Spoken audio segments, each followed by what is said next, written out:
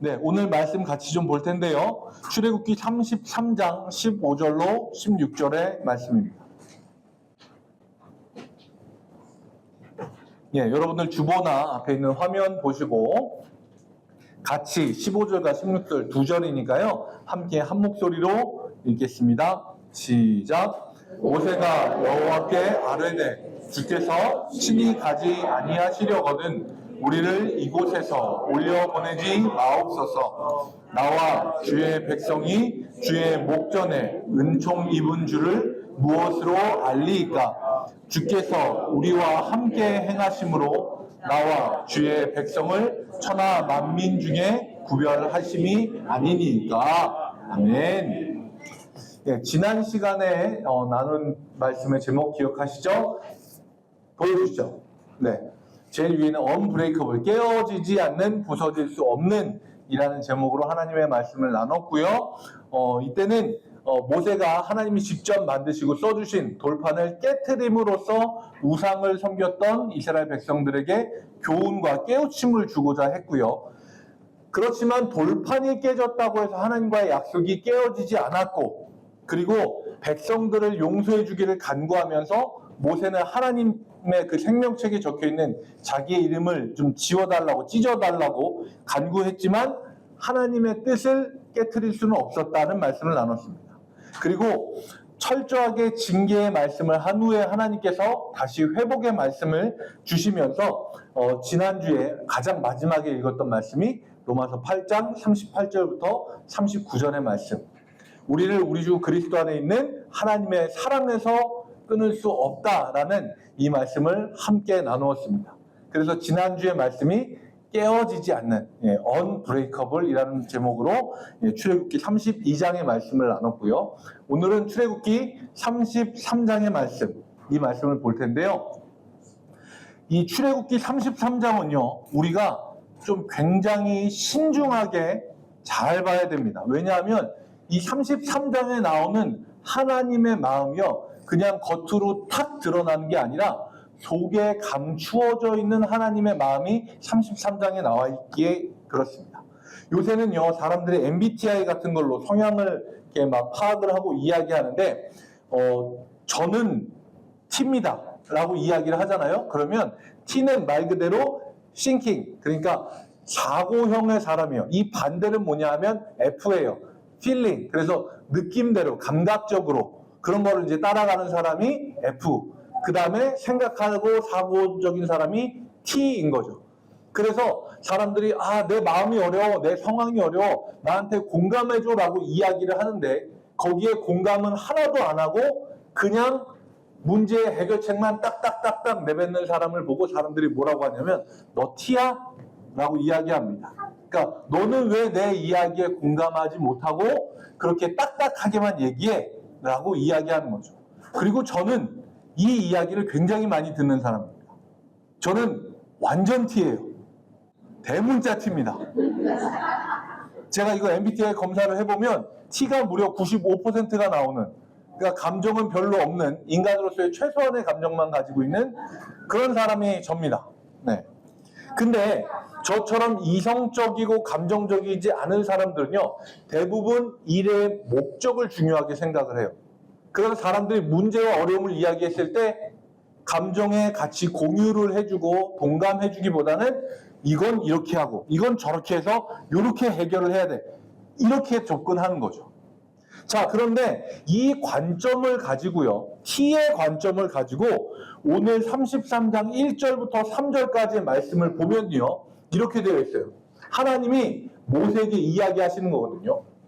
여기를 떠나서 내가 너희 조상에게 맹세해서 주기로 한 땅, 그 땅으로 가라 라고 이야기를 하세요. 그리고 내 사자를 앞서서 보내서 거기에 원래 그 땅을 차지하고 있는 사람들을 내가 다 쫓아내 주겠다.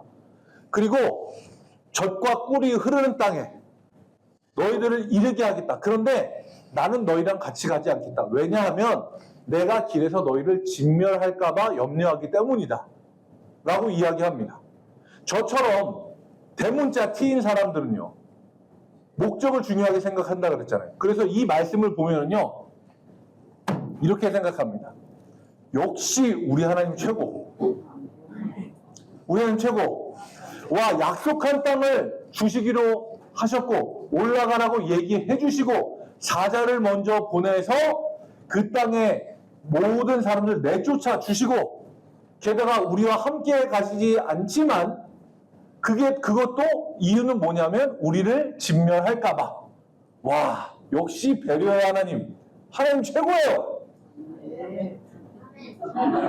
그럴 것 같은데요. 그런데 뭐 하나님 최고인 거 맞죠? 그런데 F인 사람들은 이거를 보면은 제가 중요하게 생각하는 것가 아닌 다른 걸 봅니다. 뭘 보냐면요. 나는 너희와 함께 올라가지 아니하리니를 봐요. 이게 굉장히 미묘해요. 제가 33장 되게 주의 깊게 봐야 된다 그랬잖아요. 그러니까 제가 전에는 이 감성이 없었어요. 그런데 경로당에 다니면서 어르신들을 뵈니까 알겠더라고요. 아유, 나 안 해. 그런 거, 아유, 하지 마. 가 진심이 아니에요. 아우, 하지 마 하면서 손은 이쪽에 와 있어요. 이건 무슨 뜻이에요? 내 손을 잡아다가 데리고 가서 억지로라도 그걸 하게 해줘 라고 하는 게 그분의 진짜 마음이더라고요. 이 마음으로 이걸 보면은요, 하나님이 약속하신 땅을 주시는 것처럼 보여요. 오케이, 너희들이 내가 조상 때부터 약속한 거 다 들어줄게. 야, 그 땅에 있는 거미들 다 내쫓아줄게. 그런데 여기서 진짜 중요한 게 뭐냐면요, 하나님이 같이 가시지 않는다는 거예요. 근데 이스라엘 백성들은 T였을까요? F였을까요? 생각이 많은 사람들이었을까요? 아니면 감정을 읽어내는 감성의 소유자들이 많았을까요? 그거는요, 4절 말씀을 보면 나와 있어요. 4절 말씀. 백성이 이 준엄한 말씀을 듣고 어떻게 반응하냐면 슬퍼하여 한 사람도 자기의 몸을 단장하지 아니하니에요. 제가 보기에 백성들 중에 T는 분명히 있었을 것 같아요. 근데 이 사람들은 와, 좋아했다가 주변을 보고 아니구나 라고 생각을 해서 이게 아닌가 보다 라고 했을 것 같아요. 그리고서 물었겠죠. 왜 그래? 그러면 사람들이 하나님이 같이 안 가신대잖아. 그게 중요한 거라고 이 눈치 없는 T야 이렇게 얘기를 했을 것 같습니다. 진짜 중요한 게 뭘까요? 진짜 중요한 게 뭘까요? 하나님이 약속대로 실행해 주시는 거 중요할까요? 안 중요할까요? 중요합니다. 그런데 그 땅에 있는 백성들을 하나님의 사자가 먼저 쫓아내 주시는 거 중요할까요? 중요하지 않을까요? 중요해요. 똑같이 중요해요. 그런데 다 중요한데 그 중에서 제일 중요한 게 뭐냐 하면 하나님이 우리와 함께 하시는가 아닌가요? 이게 제일 중요한 겁니다. 나는 너희와 함께 올라가지 아니하리니. 그 이유는 내가 길에서 너희를 진멸할까 염려하며. 왜냐하면 이 백성이 목이 곧은 백성이라 하나님이 이야기하신 대로 따르지 않는 백성이라서 내가 너희랑 같이 올라가다가 내가 이 공의의 하나님이 너희를 가만두지 못할 것 같아. 그게 하나님의 진심인 거예요. 그래서 백성들이 어떻게 반응해요? 다 슬퍼하면서 한 사람도 그 몸에 단장을 하지 않았다고 해요. 몸에 단장을 하지 않았다는 거는 그냥 뭐 예쁘게 꾸미고 뭐 화장하고 입술 바르고 뭐 이렇게 눈썹 없는 눈썹 막 그리고 이렇게 하는 게 아니라요. 여기에서 이야기하는 단장하다라고 하는 건 가장 기본적인 단장이에요. 아침에 일어나서 세수하고 입 닦고. 안 하시는 분은 안 계시잖아요. 네. 괜찮으신 거죠? 네. 그런 정말 기본적인 단장도 아무도 하지 않는 거예요. 그렇게 정말 중요한 것에 이스라엘 백성들은 자기네들의 모든 걸 내려놓고 정말 중요한 걸 잡으려고 한 거예요. 이거를 극단적으로 우리의 삶에 나타내는 게 지금도 있어요. 우리의 신앙생활에서. 딴 게 아니라 금식기도예요. 금식기도에 대해서는 우리가 정확하게 알아야 되는데요. 잘못 오해하는 분들도 있어요. 물론 우리 일교회는 없고 뭐 다른 지역교회도 없고 제가 예전에 있었던 교회 중에서 그런 분들이 계시더라고요. 그냥 우리는 아닌데 혹시나 해가지고 잘못 알고 있는 사람 있으면 알려주시라고 말씀드린 거예요.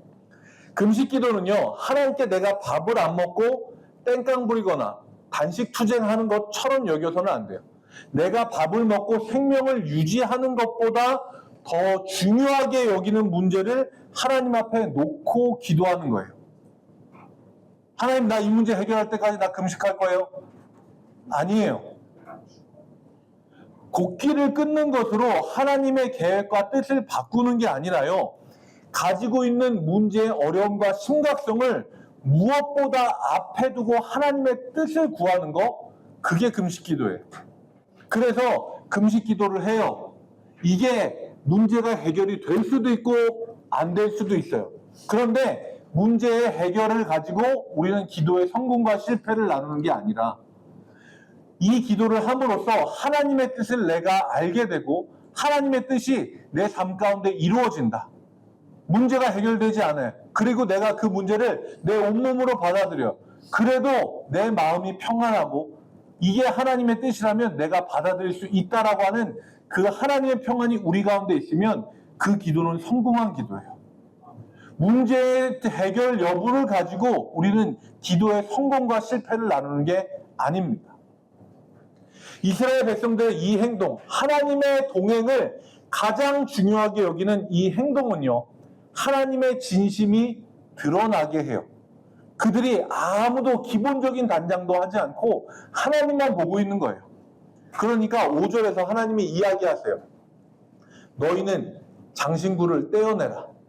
자, 여기에서 알 수 있는 게 뭐냐면 그들이 단장하는 게 진짜로 막 꾸미고 이걸 안 했다는 게 아니라 진짜로 그냥 안 씻은 거예요. 네, 기본적인 단장을 안 한 거예요. 그래서 아직 그 모습 그대로 그냥 장신구 달고 있는 사람들이 있잖아요. 그래서 하나님이 얘기하신 게 뭐냐면 너희는 장신구를 떼어내라. 그리하면 내가 너에게 어떻게 할 것인지 정하겠노라 라고 이야기하세요. 하나님이 왜 장신구를 떼라고 이야기하셨을까요?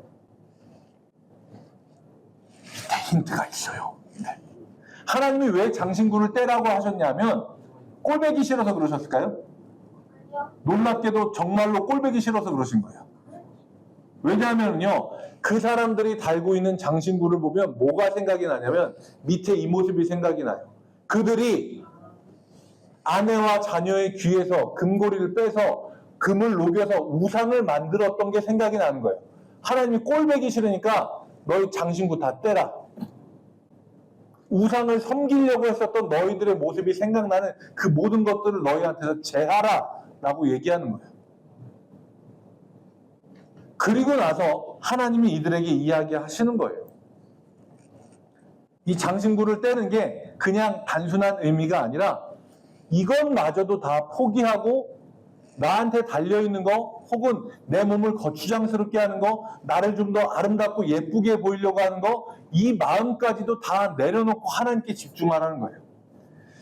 예전에 사역하던 교회에서 흰돌산 기도원에 아이들을 데리고 간 적이 있거든요. 거기 유명하잖아요. 윤석전 목사님 유명하시잖아요.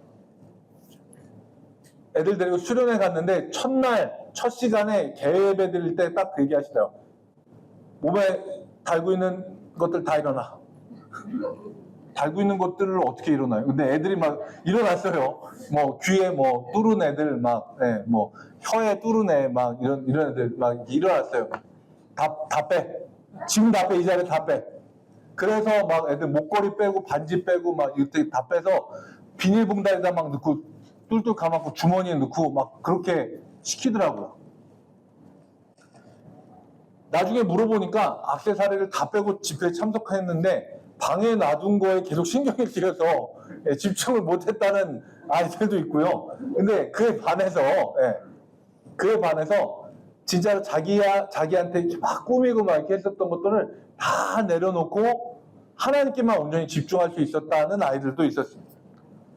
이스라엘 백성들은요, 호렙산에서부터 자기의 장신구를 다 떼어내고 하나님 앞에 간구하러 가는 모세의 모습을 처음부터 끝까지 쭉 지켜봅니다. 7절과 9절 말씀을 보면요, 이렇게 나와 있거든요. 모세가 장막을 취해서 진 밖에 쳐서 진과 멀리 떠나게 하고 회막이라 이름하고, 모세가 회막에 들어갈 때 구름 기둥이 내려 회막 문에 서며 여호와께서 모세와 말씀하시니 라고 되어 있어요. 이걸 보고 우리는 두 가지를 알 수 있습니다. 첫째는 뭐냐면 하나님이 이 회막, 하나님이 모세와 얘기하는 공간을 진과 분리하셨어요. 이건 뭐냐면 아직 하나님의 마음이 이스라엘 백성에게 돌아서지 않았다는 거예요. 그 증거로 나오는 게 뭐냐면 구름 기둥이에요. 그전에는 구름 기둥이 이스라엘의 진 위에 있었잖아요. 낮에는 구름 기둥, 밤에는 불 기둥. 그게 하나님이 그들과 함께 하신다는 임재의 상징이었거든요. 근데 그 구름이 진에서부터 떠나와서 회막 위에 머물렀어요. 그건 뭐냐면 하나님이 이 백성에게 아직 마음이 다 돌아서지 않았다는 거예요. 그리고 이 모습을요, 10절 말씀에 보면 모든 백성이 회막문에 구름 기둥이 서 있는 것을 보고 다 일어나 각기 장막문에 서서 예배하며 라고 되어 있습니다. 그러니까 하나님이 임재가 구름으로 회막 가운데 임하면 모세가 그 가운데로 나아가고 이스라엘 백성들은요, 모세와 하나님이 그곳에서 이야기를 나누고 나올 때까지 자기의 장막 앞에 서서 그것을 보면서 예배하는 마음으로 계속 기다리고 있었던 거예요. 회개라고 하는 거는요, 그냥 하나님, 내가 하나님께서 나의 모든 죄를 예수님의 피로 씻어주셨음을 믿습니다. 아멘 하고 딱 끝나는 것처럼 굉장히 간단한 것처럼 보이는데요. 우리의 마음은요, 이 이스라엘 백성들처럼 하나님을 향하여 처음부터 끝까지 계속해서 집중해 있어야 돼요. 내 마음이 하나님이 나에게 다시 오셔서 예전에 그 은혜를 부어주시고 나와 함께 해주시는 그 임재가 나에게 임할 때까지 계속해서 보는 거예요. 계속해서 하나님을 바라는 거예요. 이스라엘 백성들은 이 모습을 계속해서 유지하는 거예요. 모세가 하나님 앞에 나왔다가 다시 나오고, 성경에 보면 모세가 다시 나오면 여호수아가 그 회막을 지켜요. 왜? 언제 하나님께서 구름으로 다시 임하셔서 올지 모르니까 구름이 다시 내려오면 이 모세를 부르러 가는 거예요.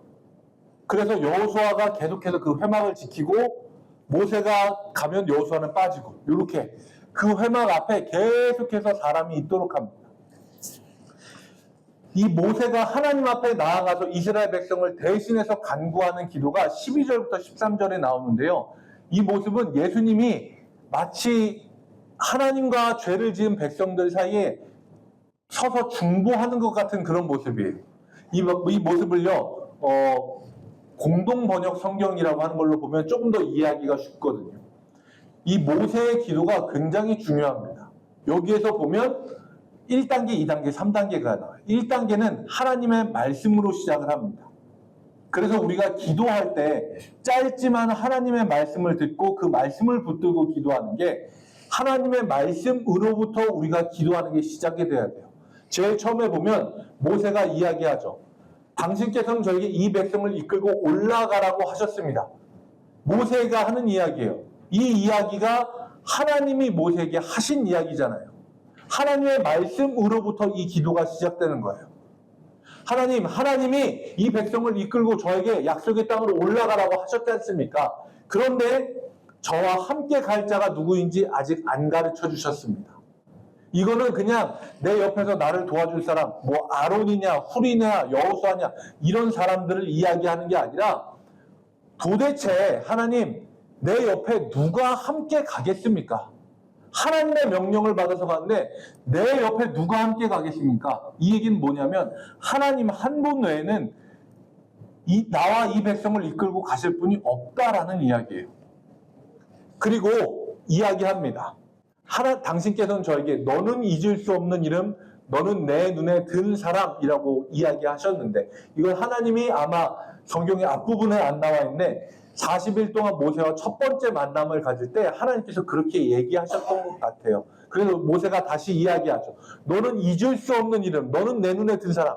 하나님이 저한테 그렇게 얘기해 주셨지 않습니까?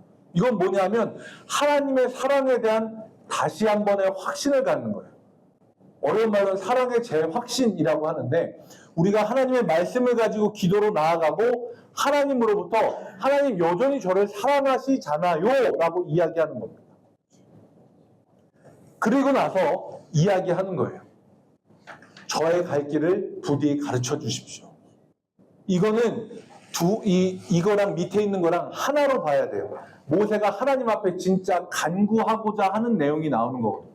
하나님 앞에 말씀으로 나아갔고 하나님 앞에 사랑으로 재확신을 받았으면 이제 내가 하나님 앞에 간구하는 걸 하는데 저의 갈 길을 알려달라. 앞에 얘기한 것처럼 나와 함께 해달라. 그런데 그냥 나만 데리고 가달라가 아니라 제일 마지막에 나와 있잖아요. 이 민족이 당신의 백성인 것을 기억해 주십시오. 여러분들이 나중에 성경을 읽어보시면 32장에 지난주에 말씀인데 기억하실지 모르겠어요. 하나님이 모세에게 이야기하시잖아요.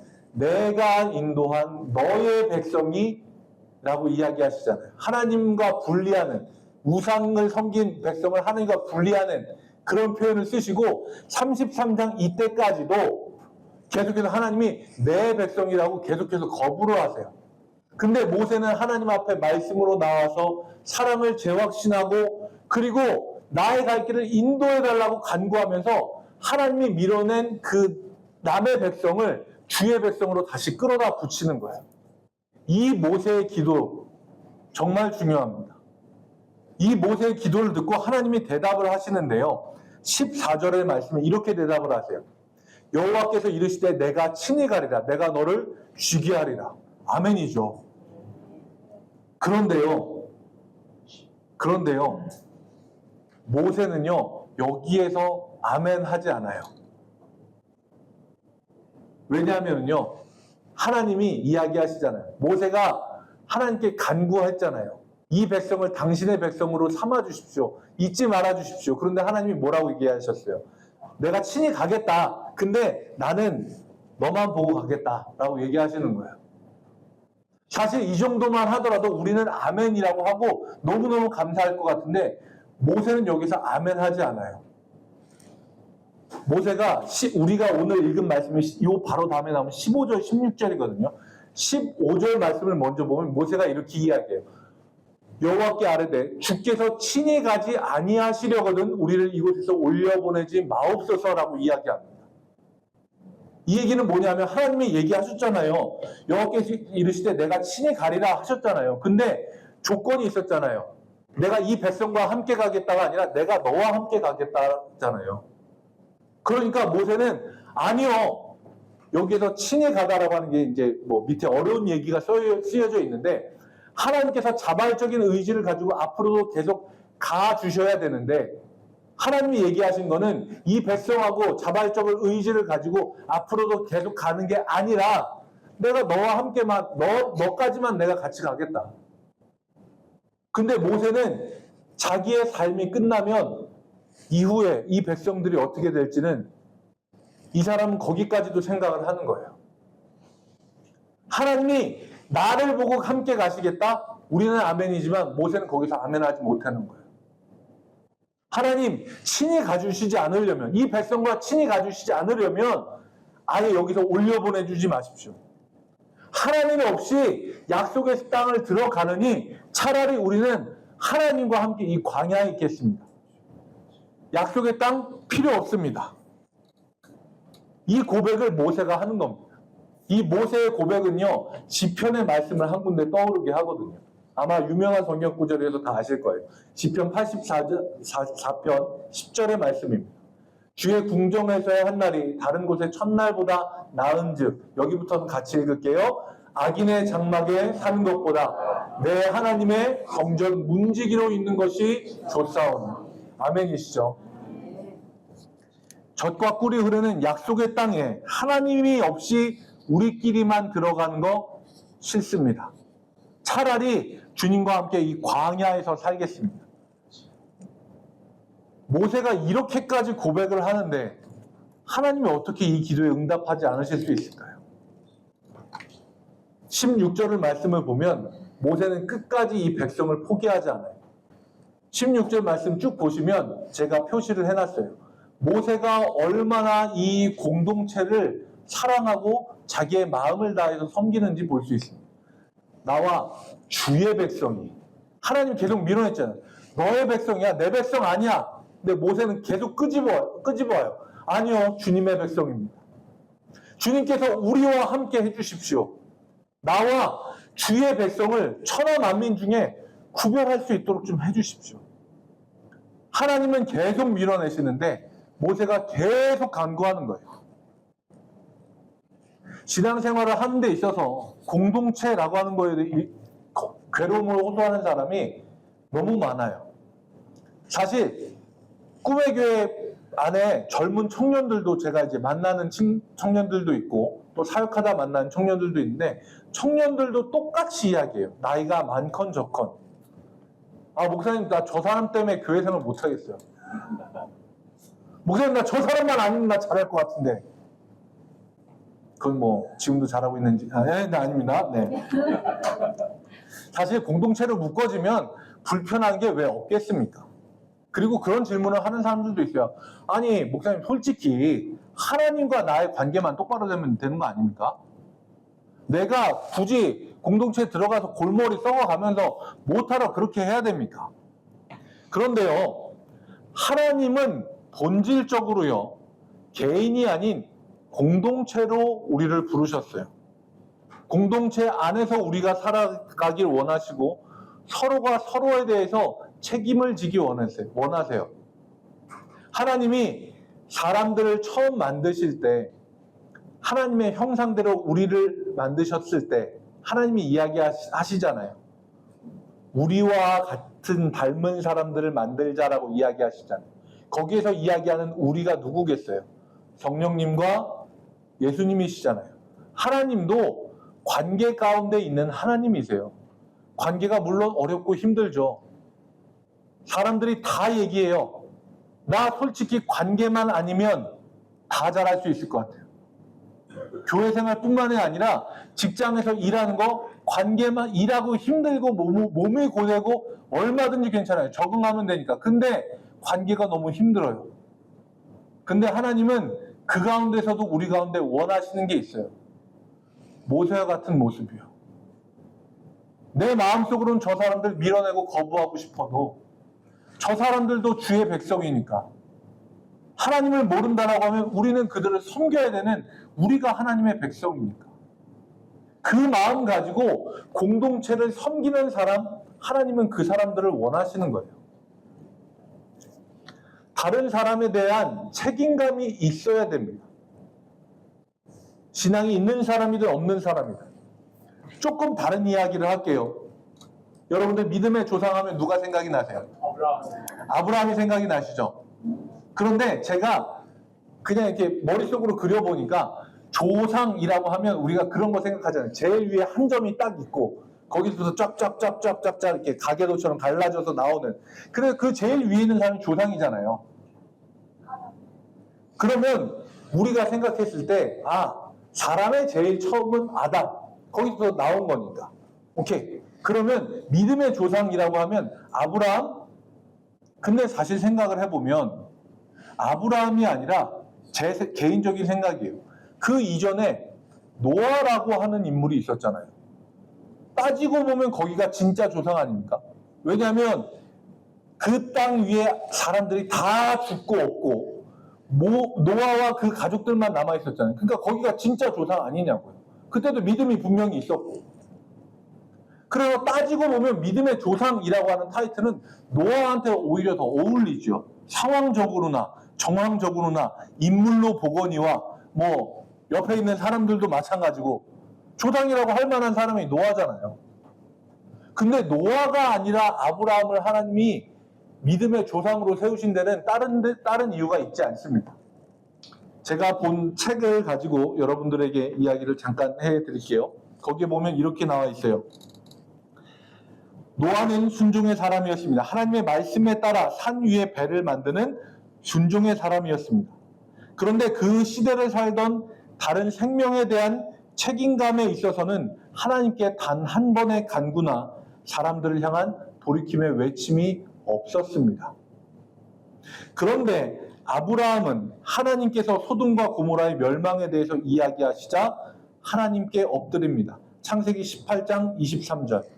주께서 의인을 악인과 함께 멸하려 하시나이까. 다른 사람에 대해서, 다른 이의 생명에 대해서 책임감을 가지고 하나님 앞에 간구하는 사람이기에 조상이라고 하는 사람은 말 그대로 자기 때 이후에 생명에 대한 책임감을 가지고 있는 사람이어야 했기에 아브라함이 믿음의 조상이 맞다라고 이야기하는 겁니다. 아브라함은 하나님 앞에 이렇게 한 번만 간구하는 게 아니잖아요. 하나님 의인을 악인과 같이 멸하실 거예요? 하시려면 하시고요. 이렇게 하지 않았어요. 하나님 그 성에 50명의 의인이 있어도 멸하실 겁니까? 아니 하나님 5명 빠지고 45명이면 어떻게 하실 거예요? 아유 하나님 죄송합니다. 40명이면 어떻게 하실 거예요? 제 성질 같았으면 45명부터 이미 잘랐어요. 그런데 아브라함은 끝까지 간구하잖아요. 40명, 30명, 20명, 10명까지 계속해서 간구하잖아요. 다른 이에 대한 책임감을 가지고 있는 사람, 다른 생명에 대한 책임감을 가지고 간구하는 사람, 그 사람이 믿음의 조상이고요. 하나님은 그런 사람을 기뻐하십니다. 공동체 가운데 괴로움과 어려움이 있지만 하나님은 그 책임감을 느낄 수 있는 사람에게 그 어려움 또한 느끼게 하세요. 모세 보세요. 모세가 무슨 잘못을 했습니까? 하나님 앞에 나와서 하나님과 40일 보낸 게 전부예요. 우상 섬기고 자기네들 마음대로 하던 것들은 그 백성들이 다 했는데 모세는 그 백성을 살리겠다고 하나님 앞에 주의 백성이라고 그렇게 간구하지 않습니까? 이 절절한 모세의 기도 앞에 하나님께서 하시는 응답이에요. 17절 말씀입니다. 이제는 여러분들이 아멘 하셔도 돼요. 여호와께서 모세에게 이르시되 내가 말하는 이 일도 내가 하리니 너는 내 목전에 은총을 입었고 내가 이름으로도 너를 알미니라. 아멘이시죠? 네. 우리는 기도할 때 여기까지 가야 돼요. 하나님은요, 자신의 뜻과 계획을 분명히 실천하시는 분인데요. 우리의 기도를 들으시고 우리와 함께 마음을 맞춰가면서 더 좋은 방향으로도 가실 수 있는 분이에요. 그러면서도 하나님의 뜻을 이루실 수 있는 분. 우리에게 이렇게 이야기하실 수 있는 분이에요. 이 일도 내가 하겠다. 이 백성 내가 품겠다. 내 목전에 너는 은총을 입었고 내가 이름으로도 너를 안다. 세상에 이런 엄청난 기도의 응답이 어디 있습니까? 하나님은요, 우상을 섬긴 이스라엘에게 약속을 이행하기로 하셨어요. 보여주세요. 네. 약속의 땅을 향하여 이제 가라고 하셨고 이 이후에 모세에게 내 백성이라고 이야기하지 않으십니다. 내 백성이라고 이야기하세요. 왜냐하면 하나님이 그렇게 하기로 결정하셨으니까요. 우리의 기도도요, 다른 것들 구하기보다 하나님이 우리와 함께 해주시는 것, 좀 더 정확하게 이야기하자면 하나님을 내 편에 끌어다가 붙이는 게 아니라 우리가 하나님 편에 서서 하나님으로부터 등 돌린 이들을 향해 손을 내미는 기도가 우리의 기도가 되어야 될 줄 믿습니다. 하나님이 약속하신 구원은요, 하나님 없이는 얻을 수도 없고 이루어질 수도 없습니다.